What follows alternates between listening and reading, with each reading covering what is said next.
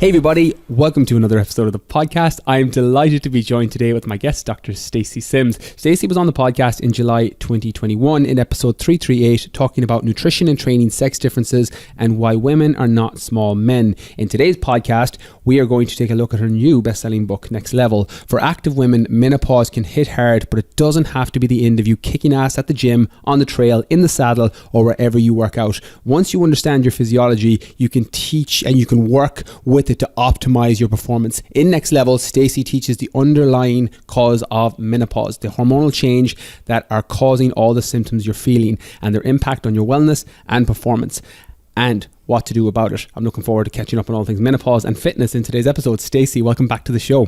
Thanks for having me. I'm excited to chat. I want to jump straight in because obviously your first book, Roar, was a tremendous success and helped so many people, but you went in a slightly different direction with Next Level. Talk to us about the origins of the book and why you focused your attention on menopause. When Roar came out, I ended up with a plethora of questions from women who are in that 40 plus age group going, well, none of this really works for me. You had that one chapter on menopause, but I want more. And then also from my background working in the Women's Health Initiative and kind of that space, realizing that there really wasn't any explanation or any go-to for women who were active, because almost all the research and all the recommendations are done on women who are not active, hit menopause, now have all these cardiometabolic issues. So when women are already fit and they're racing or training hard, there was nothing out there. So getting just inundated with questions of what do I do? How do I train? How do I work with what's going on? I'm going crazy. And my co-author was starting to go through some of that as well. And so when I told her just some simple things to do, and she's like, oh my gosh, this works so well. Now we have all the stuff that we need to do to write this book. And what I said to you right before we went on air, I selfishly as a coach and a trainer, I'm so happy that you wrote it, because I don't serve this space. I don't work with women in this area for the most part. And you're putting out fantastic content on Instagram and online. And now the book is going to be a tremendous resource for people. So I want to unpack that a little bit.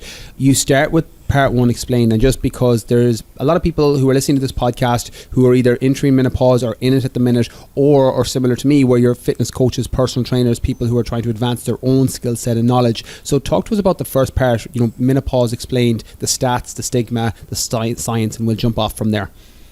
Yeah, so I think a lot of it has to do with the historical perspective of, first we have all the tabooness about the menstrual cycle, but then it gets even worse with menopause, because it's a definitive point where women age, where men age linearly, and you'll see it in popular media, you'll see it across the board where there's this distinguished male gentleman, but for women it's not portrayed that way at all. And there's this push for women to stay young. So the word menopause is like Golden Girls from back in the 80s, right? And so that was the image that and probably still is, the image that so many people have. And there's a westernized idea that you need to stop it. Like you need to take hormones or you need to do everything you can to stop it, when it's actually a natural part of aging. And we see in other cultures it's embraced. So we see that, I got to this point, I'm not responsible for reproducing, but I have all of this experience and I have the rest of my life to do the things that I want to do, and I can do them. So it's this mind shift. So when we're talking about it in the book, I'm trying to explain, look, you can have a positive spin on it, and we know that women who have a more positive outlook on it have less severe symptoms, because the psychological and physiological are so intertwined. And when we really start talking about it and we have these images of what menopause is, everyone thinks that menopause is like that postmenopause time point, and that's where all of these body composition changes happen. But in actual fact, it's that time period before menopause. It's called perimenopause, and this can start in your early to mid 40s when the hormones start changing, and this is where we start seeing all of the symptomology, the body composition changes, some increased risk in blood glucose and intolerance to insulin. So all of these things that are supposedly for the older woman who is in, quote, menopause. But menopause is just one point on the calendar that is marking 12 months after all your periods have stopped. And the 5 to 6 years before that is perimenopause, where we can really do some significant interventions to prevent all the really negative aspects that are associated with menopause. And then, of course, that one point of time, menopause, after that is postmenopause. And that's the point where everyone associates being old and frail. And it doesn't have to be that way. What are some of the hormones and symptoms then that we'll start with perimenopause, because there's a huge chunk of this podcast who fall into that bracket and age bracket, and it's educating themselves and arming them with the tools to, well, how do I approach my nutrition, my training, my recovery, etc. Talk to us about some of the symptoms, hormones, and we can talk about the kind of the science of the menopause transition as well. But I want to kind of, just for people who are unfamiliar or who aren't sure of all the symptoms to be watching out for, just to unpack that a little bit first. Yeah, so it's really because estrogen progesterone ratios are changing. So you might still have regular menstrual cycles, especially early stages, but you'll notice a difference in the bleed pattern. So you might go from really steady 7-day bleeding to 2 really, really heavy days of bleeding, or you might have some spotting and then really light bleeding. So it's paying attention to the bleed pattern, because once the bleed pattern starts changing, then you know that everything that you're doing, like what's in your head. So many women are like, why am I so tired? Why am I so anxious? Why is my training not working for me? Is it because I'm stressed? Am I not eating well? So all of these things that we associate with not having really good fitness outcomes really can be tied to this changeover in these ratios of hormones. So I see it a lot when women are in their early 40s and they're smashing it in the gym or they're smashing it in their races, and then they hit about 44, 45, and they're like, wait a second, what's going on? Now I'm putting on belly fat. I'm really tired. I'm not recovering well. And if I go to my GP, they're just like, oh, you're highly stressed, and you need to look at how you're going to mitigate stress. But the stress and that sympathetic drive comes from this change of hormones. So women are tired but wired, and they just can't hit the intensities they want to, or they feel like they're always like fighting to get somewhere in the gym, and their sleep patterns are disrupted. And again, their mood is changing all over the place. They might be depressed or anxious, or they might be irrationally angry. And a lot of people attribute it to lifestyle stress, like work stress, kids stress, all that kind of stuff. But in fact, it's this changeover of the ratios of these hormones. What are some of the things people can do then to minimize some of the negative effects in perimenopause in particular? So this is where we look at what these hormones do to the body to support it. And then we find an external stress that will stimulate the body the way these hormones used to and allow you to recover. So when we look at things like estrogen, so estrogen is tightly tied to the myosin filament of muscle contraction, of actin myosin. And when estrogen starts to go down, you start to lose the integrity of the myosin. And estrogen is women's testosterone. So when estrogen goes down, you also start losing the impetus for lean mass and protein synthesis. So this is where we look, okay, from a neuromuscular standpoint, we need to find a way to stimulate the muscle to keep that myosin integrity and to enhance the muscle contraction. So this is where we look at lifting heavy. So we're not doing body weight stuff. We're not doing 8 to 15 reps. We're actually talking about power training. We look at women's physiology prior to, and we know that women do better with power training anyway with regards to leaning up and getting strong without bulking. So when we get into this point, we want that power training, that 0 to 6 reps. Sometimes it's easier to say to 3 to 5 mechanism, 3 to 5 exercises, 3 to 5 reps, 3 to 5 minutes recovery. And really emphasizing that it's neuromuscular, it's not cardiovascular. So as you go in to lift something heavy, you are recruiting more fibers from a nerve standpoint to actually lift that load. So then your body's like, hey, wait a second, I need to be able to do this. You have better neuromuscular connection, as well as the impetus to build more fibers and stronger fibers in that whole connection. When we look at what's happening from a metabolic standpoint, estrogen is tightly tied to IGF-1 as well. So when we're looking at post-exercise or muscle protein synthesis, there's usually 3 pathways for muscle protein synthesis in women. But when we hit perimenopause and postmenopause and we lose the estrogen drive of IGF-1, we only have 2.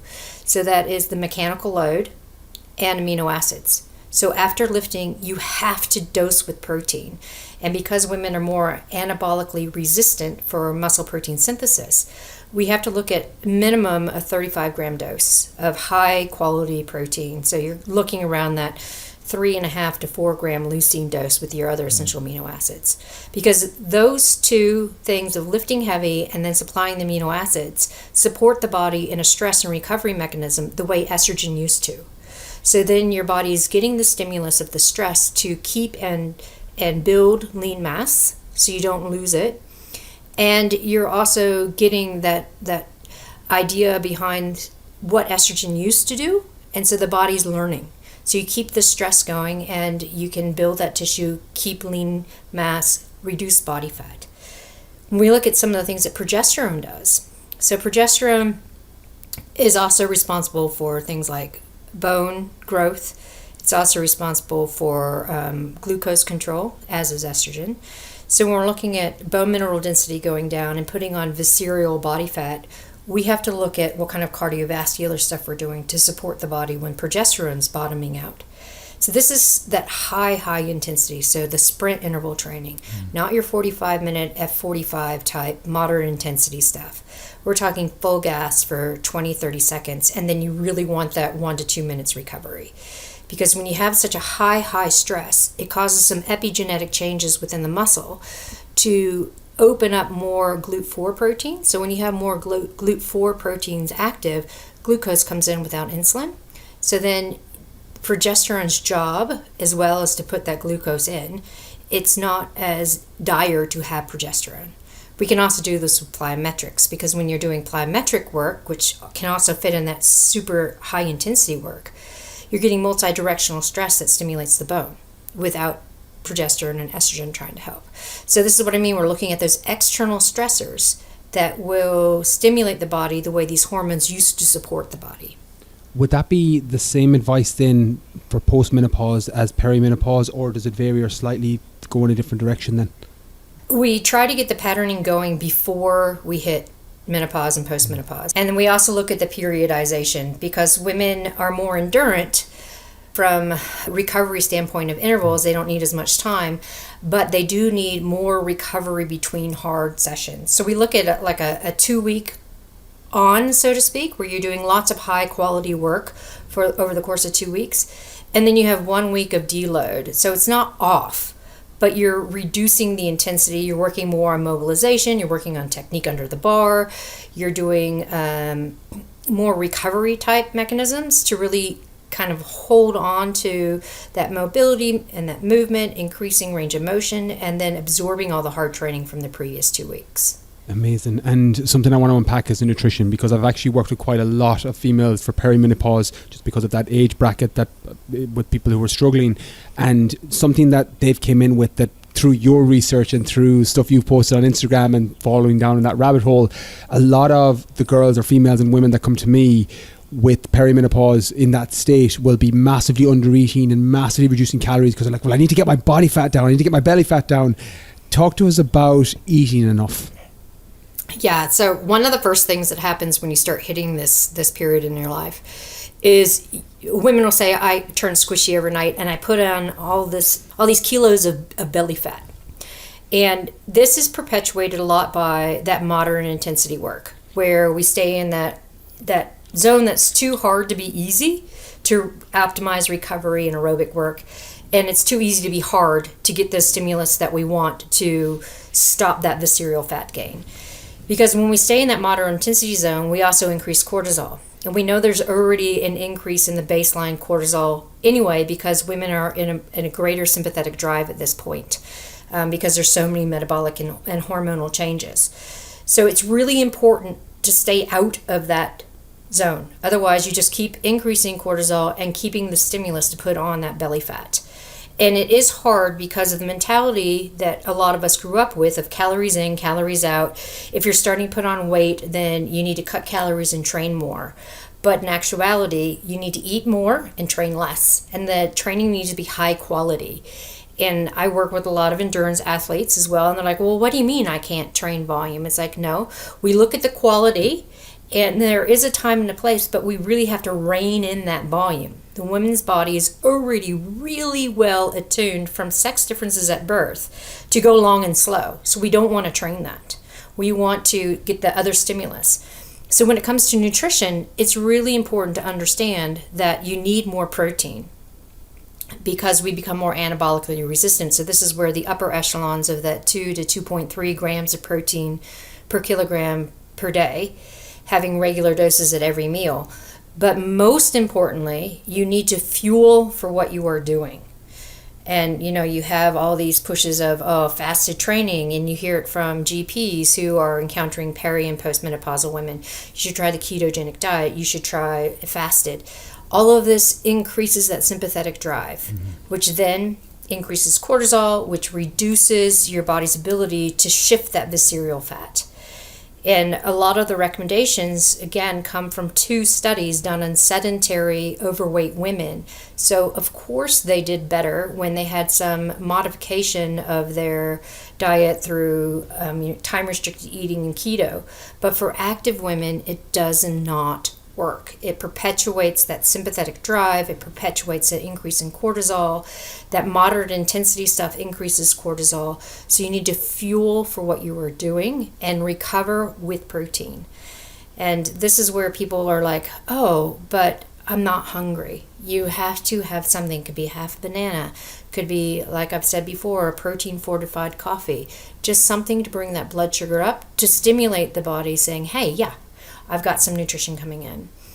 And a lot of people will also go, well, is it low energy availability or is it perimenopause? And when we look at perimenopause, it's better to err on the side that it's both. So really, really making sure you are eating enough and really, really honing in on that resistance training and that protein intake to get those body composition changes that people want. Yeah, from my experience, perimenopausal women, particularly the ones that listen to this podcast, who follow me, who follow you online, they're active. So training's normally a part of their life, but the nutrition is where they'll fall down, exactly as you said, that mindset of calories in, calories out, and well, my body fat's going up or my belly fat's going up, I need to pull the calories back, and it becomes a whole, as you said, a negative feedback loop, whether you're going ketogenic or fasting or trying different strategies. And that's the biggest misconception I've seen when it comes to perimenopause or even postmenopause. Stacey, what is the biggest misconception you see? Is it nutrition training based, or is it something completely different? It's both, because they're so women are lost in the quagmire of Fitspo and Dr. Google, and you're hearing all this stuff like you shouldn't do high intensity because it increases cortisol. But the follow through of that is if you do proper high intensity, like true sit training or true high intensity interval training, then you get a boost of growth hormone and anti-inflammatory, anti-oxidative responses post-exercise and a drop in cortisol. But no one does that follow through. So it's the misstep in the training information and really putting that eye to resistance training. There's some really good research that's come out that shows that when women do proper resistance training, so not cardiovascular based resistance training, but real resistance training, it really mobilizes belly fat, whereas men it doesn't. So the resistance training aspect for this population is so key, and putting the emphasis on that with some high intensity work to really shift body composition. And then when we're talking about the nutrition aspect, you have all that stuff out there. It's like, try ketogenic if you're peri or postmenopause, or no carbs because you're becoming more insulin resistant. It's like, well, no. We need to look at how you're fueling for your activity, reducing overall sympathetic drive, and then you're going to get the adaptations, which means you need to eat. And people are so afraid of eating. And I'm like, you need to eat. We are not Teslas that run on electricity. We are more like diesel engines that need fuel. It's so true. I'm curious, just because with what you mentioned there about the resistance training and belly fat in women, is that because of the increased insulin sensitivity or is it something else? It is the drive of the drop in progesterone, as well as now we have this increase in insulin resistance. And so, like I said, when we're doing plyometric work and that high intensity work, you get that epigenetic change in the liver and the muscle where now you don't need as much insulin to have blood glucose control. Yeah, that's fascinating. It's really interesting for people to know, because I think putting it all together with the training, so we've covered that, and I think it gives people a really good idea on how to approach it. With overall nutrition then, is there any do's and don'ts? Because you mentioned the ketogenic diet, you mentioned fasting. They're two that regularly come in through my space, so I can only imagine what your social media channels and DMs are like when it comes to ketogenic diet and fasting. But what are some of the best practices or nutritional approaches. We've talked about nutrient timing post-workout, that amino acids, that protein intake, but what would people or should people consider when it comes to an overall nutritional strategy for best practices with perimenopause and postmenopause? Doing something for lifestyle instead of a trend is the biggest thing, and focusing a lot on colorful fruit and veg, not only for your carbohydrate, but also to protect and help the diversity of your gut microbiome. Because your gut microbiome is super important at this point, because you're having so much stress. You're also having changes in the hormone related ratios. And when you have really good diverse gut microbiome and you have more of the Bacteroides phyla, then it encourages lean mass development and body fat loss. So it's critical to look at the nutrient density of your diet, not just calories, but where is that coming from? So we're looking at, the typical whole foods kinds of things, and whole grains, fruit, veg, lean protein. It doesn't matter if you're plant-based or not, whatever works for you, as long as you're getting those good hits of high quality protein. And there is that fudge factor where people are like, but I want my wine and my chocolate and that kind of stuff. It's like, yes, but moderation. And if you're finding that you're not able to lose a bit of weight, then drop it out. See how that helps. And really, know if you're looking at trying to budge some body weight, then fueling for what you are doing, and then a slight calorie restriction in the evening away from bed. So you're like, okay, I'm going to have dinner and then I'm not going to have anything until the next morning. Some people say it's time restricted eating, but what time is your dinner is the thing, right? And make sure that you have enough calories during the day to fuel for health and your activity, and then not eating 2 hours before bed. So that helps with a calorie restriction, also helps with sleep, which becomes a huge issue at this time point, where women have very disrupted sleep from that sympathetic drive. So you look at the eye of how do we create a really good sleep environment? And we know not eating 2 hours before bed is one of the biggest things that you can do to really help increase parasympathetic drive to get into good sleep. What else can people do to improve their sleep environment? Because this is definitely the thing that comes up more often than not with perimenopause and postmenopause, that night sweats or that excessive sweating and just cannot sleep and recover. What are some of the things that people can consider? Because this obviously, there's general advice when it comes to sleep, but then once you bring into the hormonal process of perimenopause and postmenopause, the advice can be slightly different. So what are some things that people need to look at?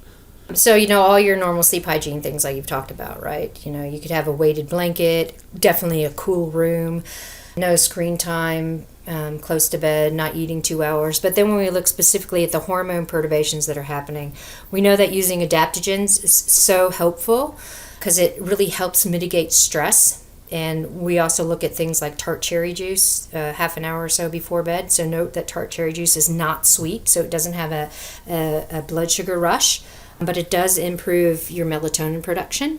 So then you can, and preferably having it cold, so you drop your core temperature before you actually try to get to sleep, so that you can get into more of the slow wave sleep. Yeah, I think that's something that can be very frustrating for people. And what I've noticed with clients I've worked with in the past is they either struggle with the nutrition element or sometimes the training element, but normally the nutrition side or the sleep side, and then their motivation just completely dips because they're frustrated and they're annoyed. Talk about the importance of the mental game and why your mindset matters. Oh, because the psychological supersedes the physiological at every point. And at this time point when the body is so stressed from all these hormone shifts, if you can think about, when girls and boys go through puberty and everybody's like, oh my gosh, the hormones are crazy. This is kind of like that, except the hormones are dropping. And that affects things like neurotransmitters. It affects sleep architect. It affects motivation, mood. And, there's so many people that walk around in this brain fog where they're like, oh, what's going on? I can't think. I can't make decisions. And it is all part of the neurotransmitter aspects that are changing. So when we look at, okay, how are we going to mitigate it? It's, changing up your training and nutrition. And then there is a time and a place for things like hormone replacement therapy or menopause hormone therapy. But I want to be super clear for people that it is a therapy. It's not a replacement for hormones and you're going to end up just the way you were before perimenopause. because these synthetic hormones do not do the same thing as your natural hormones, because you have other changes in the body. You have a reduction in the amount of estrogen receptors you have, because as estrogen's starting to decline, the body's like, hey, wait, I don't need as many, but I need some that are super sensitive. And the progesterone is also different. So what hormone replacement therapy does is it helps attenuate things like night sweats. It helps attenuate vasomotor symptoms. It helps attenuate all of the mood changes. And it can help slow the rate of body composition change, but it does not stop it. What does is the training and nutrition. So, there's a big push in the UK particularly to get every woman on menopause hormone therapy, calling that menopause is female deficiency syndrome, which is, it's not. It's part of aging. And just like girls going through puberty who might have really irregular, heavy bleeding, they might have to go on an OC for a bit. And it's the same here. So it's the consideration of how bad your symptoms are. Is it really interfering horribly with sleep, so you can't be rational because it's just impossible without enough sleep? Then you might want to talk to your GP about it. But there are other things, like I said, adaptogens. Adaptogens work beautifully. So things like ashwagandha. And for those people who don't know what adaptogens are, they are specific plants that have active phytochemicals in them that work with your body's stress system. So it's not like a pharmaceutical that takes over. If you're using ashwagandha, it goes in and reads how much cortisol you have and how sensitive the cortisol receptors are. And your body might produce as much, but it's not going to activate the receptors as it would if you weren't using ashwagandha. So ashwagandha helps everything calm down and increase parasympathetic drive, helps you sleep better. We know that rhodiola does the same thing. So there are really good peer-reviewed studies on adaptogens and how they mitigate stress. And women will start to use it and they're like, oh my gosh, now I can sleep. Now I have that opportunity to step back and think about what's going on. The other, if those don't work, then you can also look at using a serotonin reuptake inhibitor. So we know SSRIs are pretty powerful in helping with neurotransmitter and also helping with vasomotor symptoms. So there are other alternatives to look at before you go for the menopause hormone therapy. I'm curious, and this, I'm not sure how good, bad, or indifferent of a question this is, but from your experience, Stacy, is hormone replacement therapy overprescribed? And again, this is outside of my space. And when you mentioned the OC, the oral contraceptive for teenagers, from someone who's done a lot of research in that side and gone down that road, massively prescribed totally. to people. But what about hormone replacement therapy on the other side?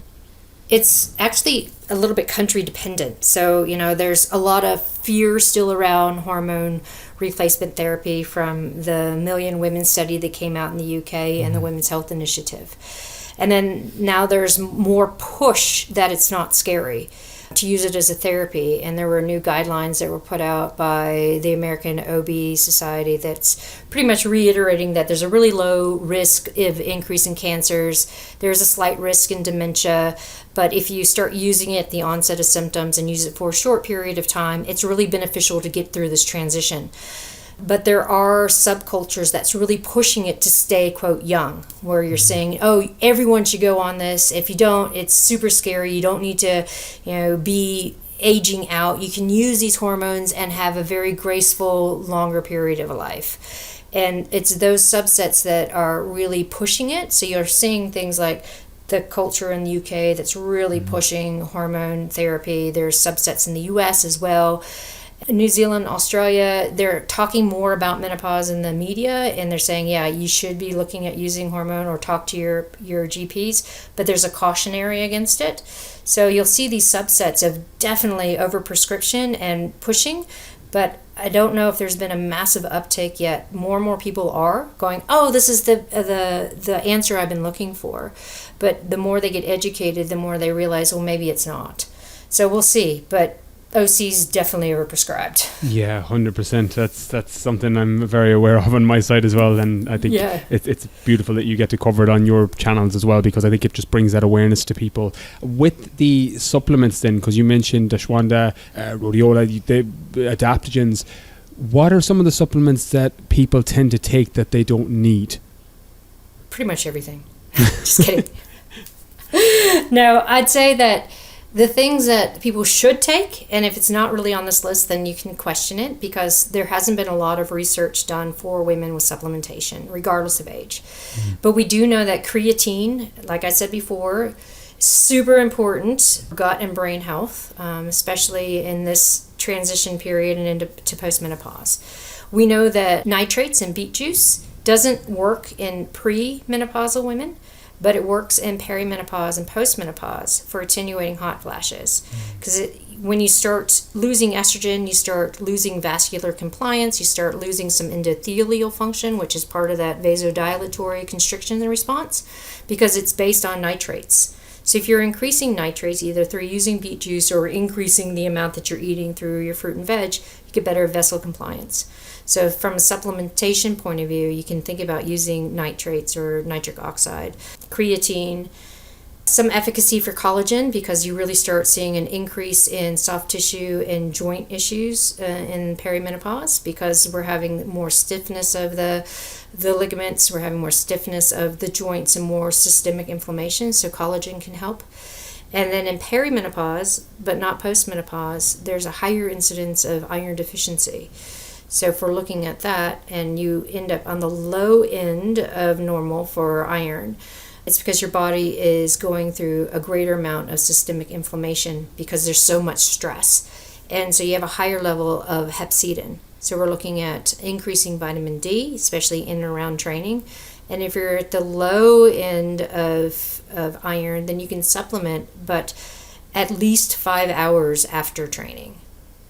That's so helpful for people. And again, I will be linking the book in the description because it pulls it all together, everything from the training, the nutrition, the supplements, the sleep, and areas that we haven't even covered here. But I'm curious, Stacy, with the book now, it's done so well, bestseller list, it's helping so many people. I saw all the reviews on Amazon, which is amazing, because it's one of those, I've recently had a woman on talking about PCOS, and when I think PCOS, I think menopause, I think areas that are just underserved, and people can feel frustrated and women can feel frustrated. So the fact that this book is out there bridges that gap and educates people on what they need to know. So I'm so grateful that it's out there for people. But since it's been out now, what's the section that's been most quoted back to you so far, or what area of the book has been quoted back to you most so far? Lift heavy shit. Why do you think that is? Do you think it's because women, and there's a bit of an availability bias on my side here, because I have a lot of women who listen to this podcast, follow me on social media. A lot of them will follow you as well off the back of our first episode for sure, but they know they need to lift. They know they need to do strength training, resistance training. Is that just because people still have this misconception around women lifting heavy shit? Yeah, for sure. And it also is allowing women who love to lift to have the opportunity and voice to be like, yeah, I'm empowered. I can go in and I can do heavy deadlifts and squats because I'm supposed to lift heavy shit. So it's kind of like the permission. And it's really cool to see the empowerment that comes with that. I love that. And when you were researching, Stacey, you've been in the weeds of this for so long. In our first episode, and I highly recommend even those who are listening to this in perimenopause, postmenopause, to go back and listen to the episode we did, 338, sex differences between men and women. And I got so many messages off the back of that where females were like, it was amazing, because there's this huge, and you talked about it, that a lot of the studies on different things with training and nutrition are done mostly in men, and there isn't the same volume for women, and just making them aware that it's not a one size fits all. What applies to a man doesn't necessarily apply to a woman, and vice versa. But when you started to kind of go into the weeds of, say, the book research and kind of putting everything and formulating it together, was there any area that surprised you, particularly when you started to do a deep dive? Any area that you covered and thought, you pulled the thread on it and went, wow, there's actually a lot more to this than I thought? And full disclosure, no, not really. And I say that because when I was doing my postdoc and research at Stanford, I was working closely with Marcia Stefanik, who was the PI for the Women's Health Initiative. So I was very aware of things that worked and didn't work. And I also had the opportunity to work with one of the top researchers in complementary alternative medicine. At the time, I was like in my early 30s and racing bikes at a high level and going, whatever, perimenopause, postmenopause. It's interesting, but not my thing. But then it all kind of sunk in. I was like, wait a second, we're seeing all this stuff, and I have one hand in human performance, one hand in public health. What if we start crossing them? So early days, I was doing research and understanding this and understanding things like adaptogens and complementary alternative therapies instead of going on hormone replacement therapy, and understanding the research behind it all. So when I started getting questions, I was like, this is how we put it together. And being a physiologist, I can explain why. It wasn't until we put it in book form and saw it all together that I was like, whoa, there's a lot of stuff there that no one ever talks about. So I think the biggest thing was when you put it all together and realize that this is going to change people and make people like sit up and go, wait a second, that's not what people have been saying. Where I was like bracing for that storm of negativity, but in actuality, it's not negative. I was like, oh my gosh, people are so receptive to this, and it's been part of what I've been doing for, over 10 years now. And so it was kind of a breath of fresh air when I was bracing for so much backlash and not getting it. I love that, and I'm so happy to hear that, because particularly the fitness industry, it's a place that isn't always the most positive place, even when where you're coming from and where others are coming from. It's from a place of service and trying to help, but sometimes, as you said, there's a backlash by trying to change the paradigm and the shifting of conversation from this is the way it's always been to actually this is what the evidence says, this is what the science is saying, this is what you actually need to know.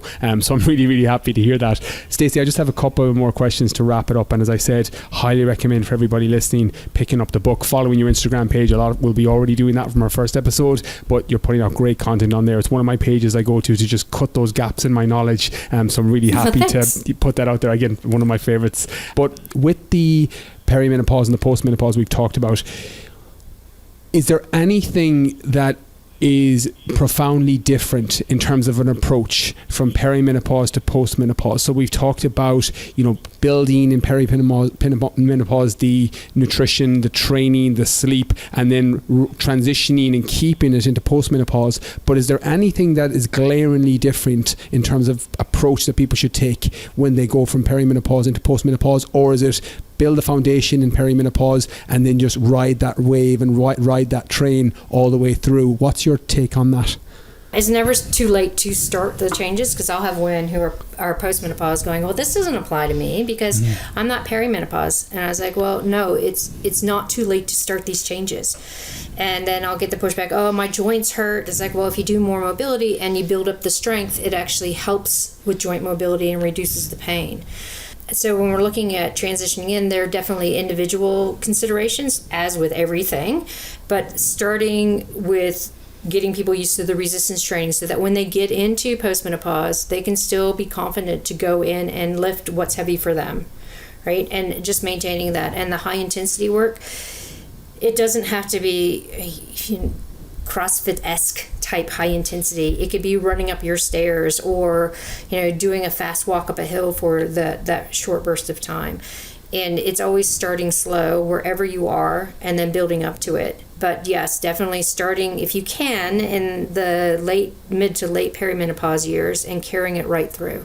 Because then we're looking at better bone density, we're looking at more lean mass, we're looking at better balance and cognition for women who are getting older. So if they happen to misstep off a curb, they're not going to fall and break something. They have the ability to react. So all of these things are also an eye to having a better quality of life when you get older.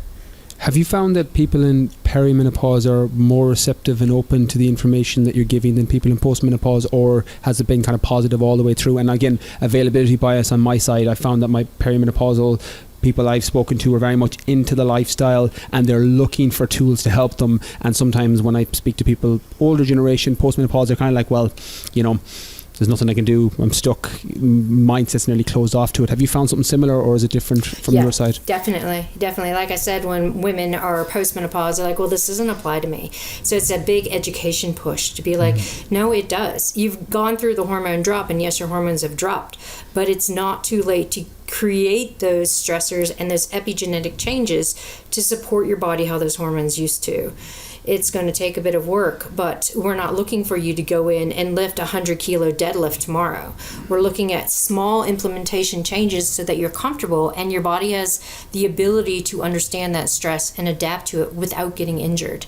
Because I think that's the fear of a lot of women who are in that postmenopause state where they've been told, oh, well, you can't do high intensity, you have to take care of your bones, you should only be doing walking in moderate intensity, and if you're doing resistance training, you're only doing body weight stuff or 8 to 15 reps. There was a study that came out maybe 4 weeks ago where they implemented power type training in women who are 70 and 80 years old instead of your traditional like 3 sets of 10 reps. And they did so much better with regards to neuromuscular control and developing lean mass than women who are just doing the other kind of resistance training.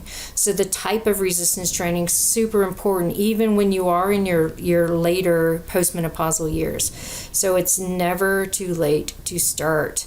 It's just looking at the mindset and trying to work within that mindset to say, hey, yep, I know you're concerned and I know you don't like resistance training or you don't like doing high intensity, but let's try it. Let's start with one thing and work our way up through it because it is never too late to implement. Yeah, I think the advice based on, and you have to take that mindset shift that if you're in your 20s versus in your 40s versus in your 50s, you could do more of what you want in your 20s for the most part, because like, sure, you know, you love to run, you love to lift. Whereas when you come into that perimenopause, postmenopause, you're using it nearly as a prescription, an exercise and eating prescription to help you deal with all the negative symptoms. And I think when you flip it that way, that you might not love to train this way, you might want to do other things, but think about the benefits that you're going to get. I think that can be really helpful for people, and I think the book condenses that. As I said, it pulls it all together, everything we've talked about today, and more. Like, we've only touched on the surface of what's in the book. Stacey, I just have one final question. You're doing so much now between the research. I know the book is helping so many people. You've got your social media content that's going out there, but what's the thing you're doing now that you're most excited about? Or is there a particular area of research that you're incredibly excited about, or what you're preparing to do next? Anything that jumps out at you that's getting you particularly excited at the minute? Oh, goodness. There's so many things. Like, I've gotten involved in some cool companies that are putting out some really cool stuff, like Tonal's doing some really cool stuff with the resistance training and trying to encourage women who are peri and postmenopause to lift differently. We're still doing cool sex difference research on rehabilitation and concussion stuff. I'm excited for a ROAR revamp that we have. So we're going to revamp ROAR, update the science, because, you know, science changes. Mm-hmm. And also going now back to the early stages and going to do something similar in the puberty space that we've done with ROAR and the peri-postmenopause stuff. So lots of cool stuff coming up. That sounds amazing, because you're covering basically the entire cycle from adolescence onwards if you end up covering that. So that'll be fascinating. I'll be following from afar for sure. It's primarily because my daughter is 10. Get the information now for the next few years ahead. Yeah, I'll be living it and researching it at the same time. And that's kind of what happens. Like, ROAR came out, and now perimenopause and stuff, and now, you know, puberty stuff. So yeah, it's a glance in the life of a working mom. I love that, and my daughter's 7, so I'll be following as well. Yeah, so again, something I'm very interested in, just to be aware, because the more education and awareness you have, the better you're able to serve and help. In again, exactly. As someone that has obviously never been through that side of life from the gender standpoint, so I'll be looking forward to that when it comes out on your channels as well.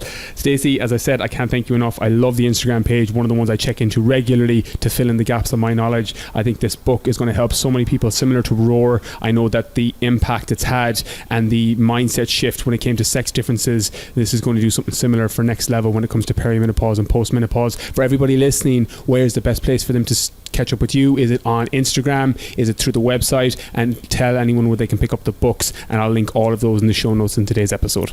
So if you go to the website, you can have a big picture of everything we're doing, from like the micro learning courses we're putting out to the big courses. There is all the projects that I'm involved in. So if you want like the big picture, but if you're looking for really good hits of information, then it's, again, social media, Instagram, Facebook, Dr. Stacy Sims. Same with the website, drstacysims.com.